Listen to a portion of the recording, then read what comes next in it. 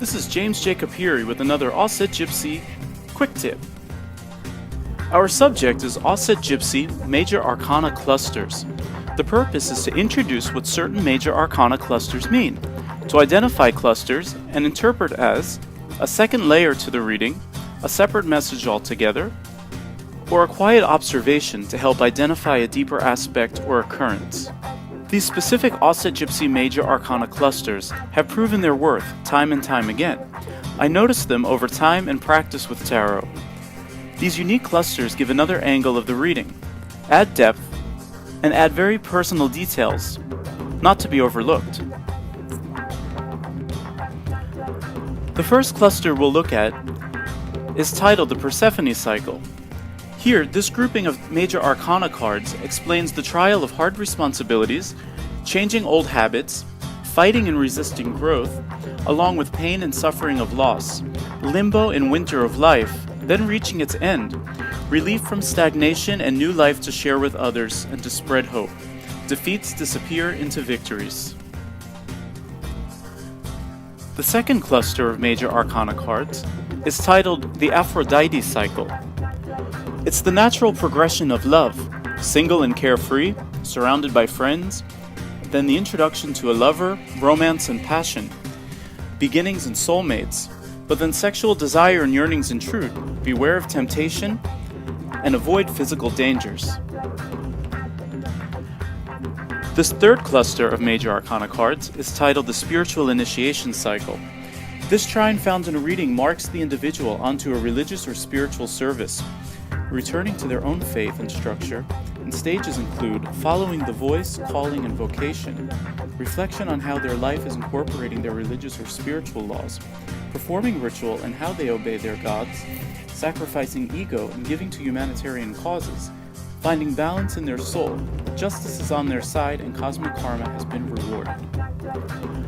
The tricky part of finding these clusters is that they could be sporadic through the reading. They don't necessarily need to be one right after the next. If you're doing a card spread that has multiple cards, you're going to have to look and find these major arcana so that they highlight and tell a different story compared to the other story you're reading with the surrounding cards. Let's take a look at the specific major arcana cards that make up the Persephone cycle. We begin with the Hanged Man. If we look at this in a specific way as a waiting time, a decline in life, slipping into winter, find strength in this time, it's a cocoon period. The cycle introduction to the underworld, before glorious resurrection. Self-sacrifice and suppressed commitments must be carried out. It's a favorable symbol overall. The second major arcana card to appear in this cluster is the Skeleton, or Death. We can look at this as a symbol of eternity and resurrection. Another view is looking at Isis delivering the dead to Osiris to begin new life. As the second part of the Persephone cycle, this teaches us to leave behind the familiar and facing fears. It's a time to descend into the darkness completely and accept what waits for us. The third major arcana card is the Tower. Look at this in the way that fate can change even at the most unpredictable times and cast away even the strongest foundation in the name of righteousness. Leaving old ideas behind, lightning from heaven, what was once calling is no more. We're free from stale life. The fourth major arcana card in this cluster is the Star, giving us hope, and also the theory of the darkest before dawn. The Star gives us the chance to recognize our inner strengths and to shine like the stars above us. It gives us direction and brings us balance and spiritual fulfillment to move ahead in life and put the darkest time of that moment behind us. Our second major arcana cluster is the Aphrodite cycle, beginning with the Fool. This is when we're young, carefree, single, and independent. This is what gets us into trouble sometimes with love. We have nothing left to lose, so we get involved in relationships out of curiosity to see where they might lead. The Lovers is the second card in this cluster.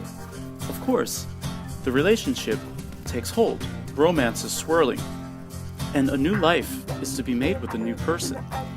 There's still the romantic moments of not knowing each other completely, so everyone is the perfect prince and princess in this fairy tale story to this point. Third card is the devil, and you may ask yourself, why the devil? Relationships occur trials and tribulations, and if we compare the lover's card to the devil card, they are mirrored comparisons of one another.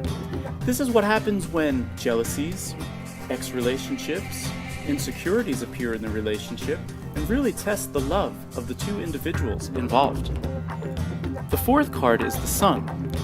This shows us that the relationship has survived, soulmates have found each other, and happiness is abounding. The relationship was meant to be, and it was written in the stars. The two people overcame the trials and tribulations of their devil period and can move on into a happily ever after. Our third cycle is the spiritual initiation cycle, and we begin with the High Priestess, which calls us to our spiritual vocation. Although we may not understand exactly what the path is ahead, if we give in to that divine guidance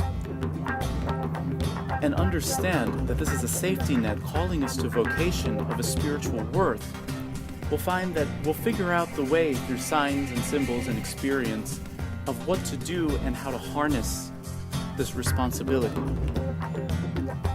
The second major arcana card is the Hierophant, or the High Priest. This is taking the experience and the initiatory step to the next level. This is actually performing the rites, rituals, and ceremonies needed to accomplish the spiritual work in the physical world. The third major arcana in this cluster is Profound. It's Justice. When she appears in this reading, she combines the spiritual and the physical material world in balance and harmony together. And it is through her spirit that one is able to accomplish speaking on behalf of the gods or the stars and delivering the message to the world in its physical form. Well, I hope this method is useful and successful in your tarot readings. If you have any questions or interested in tarot classes, contact me through offsetgypsy.com.